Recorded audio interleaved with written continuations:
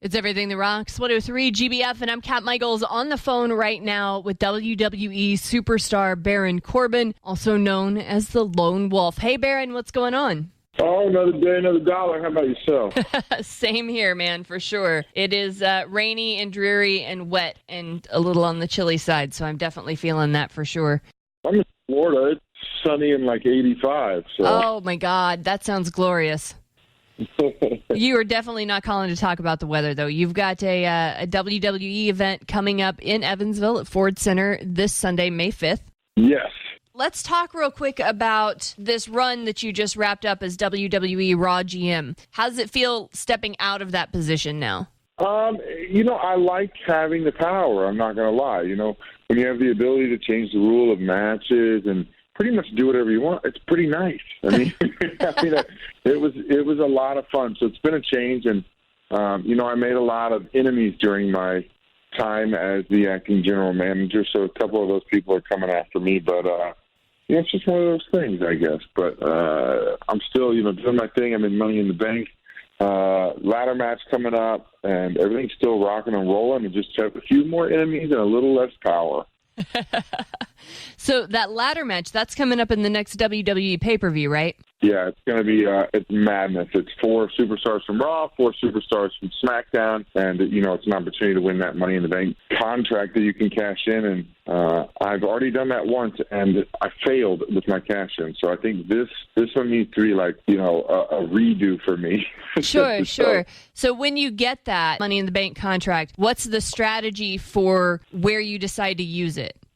I have no idea. Like I said, the first time I thought I had made a good decision and it didn't work out, so I have to rethink it if I win that again. And, that kind of stuff, like the energy is already starting to go. So like this Sunday, in Evansville, it's already starting to rumble a little bit because Drew McIntyre, who's on my team Sunday against, AJ Styles, Seth Rollins, and Roman, I think it's, already starting to boil a little bit because Seth's Universal Champion. Drew and I are in the Money in the Bank. Like, it's already kind of evolving into what it could come to at Money in the Bank and then thereafter with the briefcase. That's huge stuff. Yeah, I mean, it's insanity because it can change the whole landscape of what we do.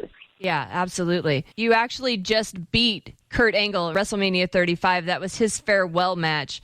Kurt Angle, he had the gold medals from the Greco-Roman wrestling back in the Olympics and that kind of thing. Is it different wrestling with someone who has that type of a background than, say, someone that's come in from another sport or, has just always dreamed of being a professional wrestler and they come into the ring? It most definitely is, because a guy like Kurt Angle, number one, is a Hall of Famer and a legend, and what he's done is just pure madness, with winning a gold medal with a broken neck and then competing through WWE and becoming, champion numerous times. A guy on his level it doesn't matter his age or how good of a shape his body's in.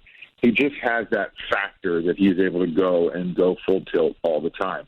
He is smaller than I am, but being a Greco-Roman wrestler and having that background, it enables him to really use leverage and he has a lifetime of experience. So sure. I really, really had my hands full, especially at WrestleMania. But, he wanted to go out with a victory, and it was just an unbelievable battle. And I was lucky enough to get that win. And that's something I'll hold close to me for the rest of my life. I mean, that's a moment that no one can take away from me. I beat Kurt Angle in his farewell match at WrestleMania. Like, that's iconic to me, and that's something I'm going to hold very dear. And that's the thing I'm going to rub in people's faces, too. It's quite an achievement to have on your belt. Oh, absolutely. So I've asked our listeners to text in and ask some questions, and I've got a couple of them here, if that's all right. I'm sure that could go bad real quick, because a lot of people just don't seem to like me. Well, one of them is it's a fairly straightforward question. It's from Jeremy. He wants to know who your dream opponent is and why. Who my dream opponent is? Yeah.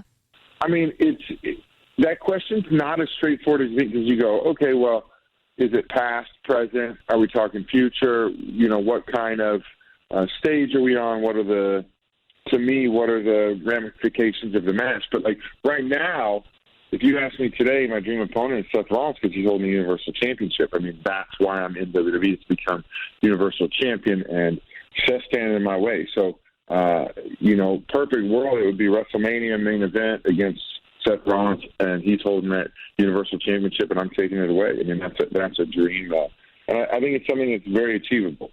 So, absolutely.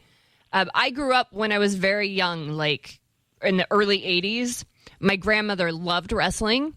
And so like I grew up on Hulk Hogan and Andre the Giant and Hacksaw Jim Duggan, and that was like, as a little girl, I loved it. It was something that I did with my grandmother. I got older, I continued to watch wrestling, and I love the magic of it. There's something really exciting about it as a spectator. But I do have another question. Somebody wants to know why you wear a suit in the ring. They didn't leave me their official name. Their text name is Kmart. So yeah, I had to clean up my look a little bit when I got into that role of constable and acting general manager, and I really enjoy irritating people, and it seems like that vest and that shirt really irritates people. So. It's not going anywhere, Right. That's what I go out there to do. I want to make people's tempers flare. People are always like, I hate that vest. So now I'm thinking about wearing two vests. It's just one of those things, whatever I can do to get under somebody's skin. And you touched on it right before the question. Like, there's something about just being there as well. If people haven't been, I assume you've been to a few events. Sure. I actually, it's been about a decade ago, but I took my daughter. She was much younger at the time. She's almost 20 now, but we sat in the front row, and she got to touch somebody, and it blew her mind. Like, that's something she'll never forget. I mean, that's what's exciting about it, especially these live events like Sunday. You're up close and you're personal, and there's a lot more interaction, because when you go to like Raw or you go to SmackDown, the show is tailored to not only the audience but millions of people around the world watching on TV. So it doesn't get that personal interaction all the time that live events do, where it's just there for the people in the building. And superstars are going out there to perform, to let everybody kind of just let go and let loose and have some fun, and it's like infectious. It's so funny because you'll watch, like you took your daughter, and I'm sure when she got that experience, it gave you some excitement as well. It's one of those things where if a little kid is screaming at me or somebody and I'm yelling back, like, it kind of just grows. Like, that whole section starts yelling, and then the whole stadium is yelling. It's unbelievable how infectious that energy is. And so that's why it's so important for people to just come out and experience these live events. And if you've never been, or even if you're not even a fan, like you've never experienced it or watched it, if you come, it kind of draws you in. I always tailor it to like going to see your favorite band play and the opening band steals the show. Like, it's one of those things because you never know who they were, but their energy and their excitement, it makes you a fan. And that's what I think is important about coming out to these shows. Absolutely. And you were talking about that excitement and her building the excitement in me. It was the Big Show. So I always knew he was a very big man, right? And I'm completely overwhelmed. I can't imagine how big he looked to her because she was like 8 years old. Yeah. Oh, my goodness. And she did. She reached out, he touched her hand, and she just lost her mind. And there's really something truly special about that. So let's talk real quick. Do you know who you're competing against this Sunday? Yeah, I think I'm in a 6-man tag match. I think it's myself, Drew McIntyre, and Bobby Lashley versus Roman Reigns, Seth Rollins, and Braun Strowman. Awesome. So I think, if that doesn't have the magnitude of an insane physical contest, then I don't think anything does, because you have just unbelievable athletes and gigantic humans all in the ring at once. 6 of them. Yeah. So that's going to be spectacular. Tickets are still on sale for this event. You can get them at the Ford Center box office or through Ticketmaster. They start at just $15. They go up from there. We just gave away a pair of front row tickets. Oh, awesome. But we're excited to have you back in Evansville.